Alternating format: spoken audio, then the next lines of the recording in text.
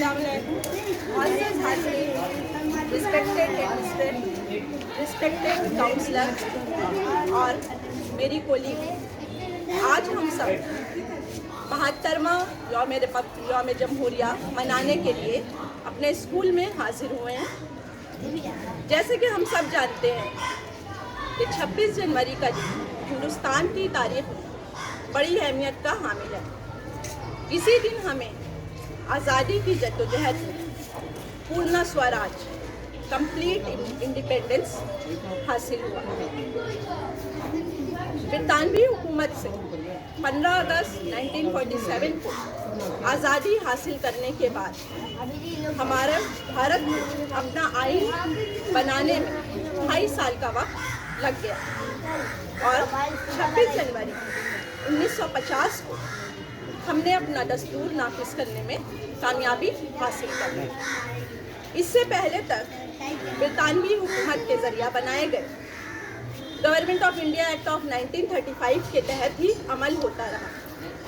किसी भी मुल्क और अवाम को असल आज़ादी उसी वक्त हासिल होती है जब उसका अपना दस्तूर हो और उस पर मुकम्मल तौर पर अमल किया जाए।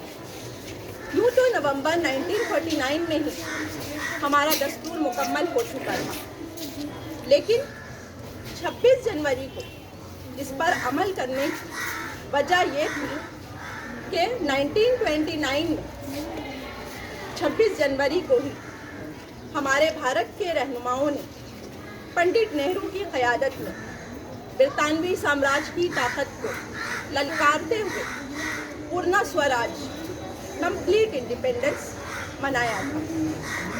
इसीलिए इसी अहमियत के पेश नज़र 26 जनवरी 1950 को हमारे भारत का दस्तूर अमल में लाया गया।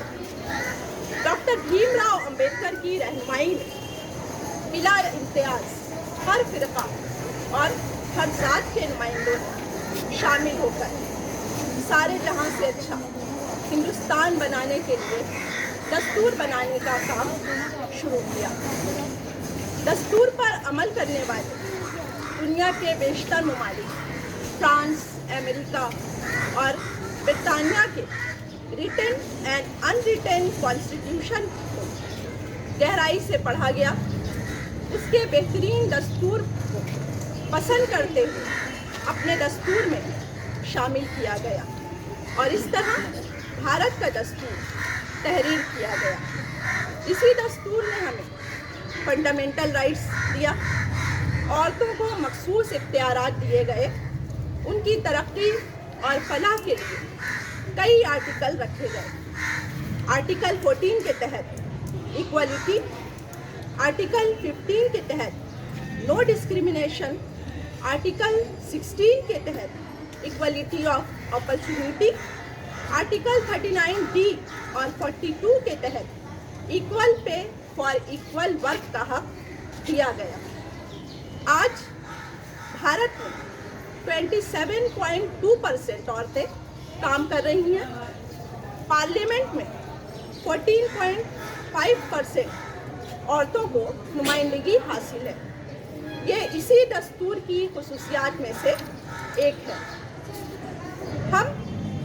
हमें इस दस्तूर ने हर वो कुछ दिया है जो एक शहरी को मिलना चाहिए, लेकिन क्या हम अच्छे शहरी बन पा रहे हैं? हम अच्छे शहरी नहीं बन पा रहे हैं। हमें आर्टिकल 51A के पर अमल करते हुए शहरियों के बुनियादी हकूक़ पर भी अमल करना चाहिए। हमारे मुआशरे ने इस आर्टिकल को बहुत ज़्यादा नज़रअंदाज किया है। हमारे मुआशरे के बेहतरीन बहुत सारे गार्जियन हजरात भी अपने 6 से 14 बरस की उम्र के बच्चों को तालीम हासिल करने का हक नहीं दे रहे हैं।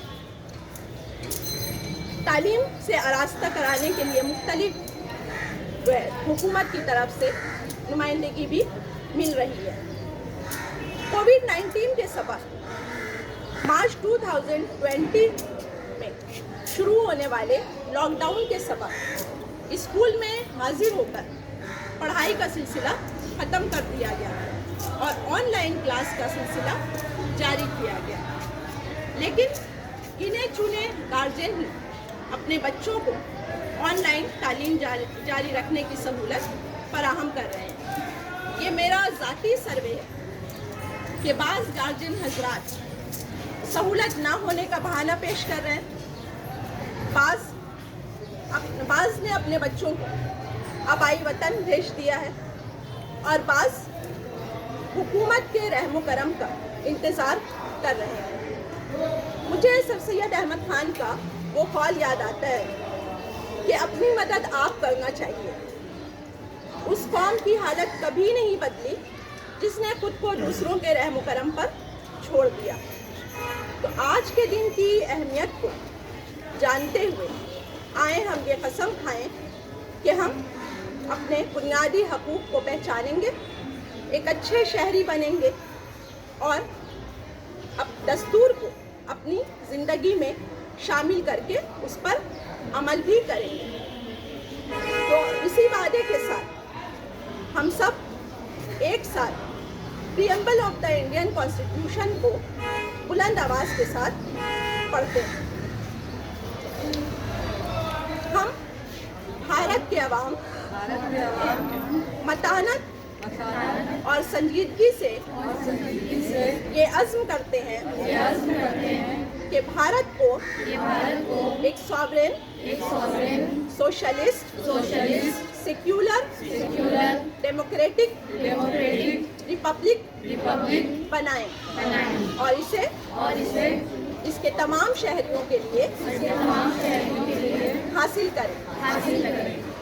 जस्टिस, इंसाफ, समाजी, माशी और सियासी, लिबर्टी, इजहार, अकीदा, दीन और इबादत, इक्वालिटी, बेएतबार हैसियत और मौका, और इन सब में अख़वत यानी फ्रेटर्निटी को तरक्की दे, जिससे फर्द की अज़मत और कौम के इत्तेहाद और सालमियत का यकीन हो। इस बात के साथ मैं अपनी बात यहीं पर ख़त्म करती हूँ, इस लाइन के साथ कि हम सबों को इस लाइन को अपनी ज़िंदगी में हमेशा याद रखना है। ताकत वतन की हमसे है, हिम्मत वतन की हमसे है, इज्जत वतन की हमसे है, इस देश के हम रखवाले। शुक्रिया, जय हिंद।